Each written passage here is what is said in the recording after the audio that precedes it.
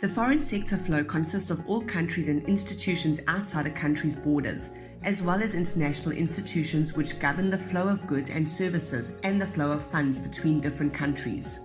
Countries of the world are divided into two categories: industrial countries, which are high-income countries, and developing countries, which are the less developed countries. But no matter what country a company trades with, it is important to have a clear contract regarding goods or services being imported or exported. Counter-trade is the exchanging of goods or services which are paid for in whole or part with other goods or services rather than with money. With a buyback agreement, the seller supplies the plant, equipment, or technology needed and agrees to buy goods produced by that plant or equipment as payments.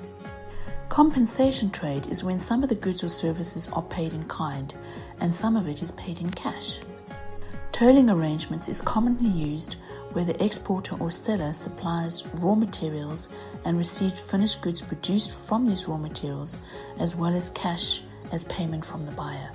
Some of the benefits of counter trade include conservation of foreign currency, lower unemployment, higher sales figures, better use of capacity, ease of entry into markets. Some drawbacks of counter trade include uncertainty as the price of goods or services might be volatile, negotiations are very complex, there could be potentially higher costs to contend with, logistics, some trade policies might lead to discrimination in the marketplace. Each country keeps a record of its transactions with the rest of the world. This accounting record is called the balance of payment. The balance of payments consists of three main accounts: current account, capital account, and financial account. In order for economy to grow, capital goods have to be imported, but these imports have to be paid for in the currencies of exporting countries. There are international organizations that can assist with financing for countries, such as the International Monetary Fund and the World Bank. But the truth is, globally, most countries are struggling economically, which makes international supply chains more vulnerable to risks and crisis. Some of the possible crises businesses should guard against include crises affecting suppliers' ability to supply, country risk, meaning the risk that a country may seize assets or lack currency to make payment, exchange risk, dealing in a range of different currencies in a fluctuating exchange rate environment, and transit risk, the risk that the goods may become lost or damaged in transit. It is therefore important that contingency plans be in place to ensure business continuity. Steps that are essential in creating a contingency plan are: 1. Do a risk assessment of the business. 2. Determine the likelihood of the risk occurring and their impacts. 3. Identify possible solutions to these risks.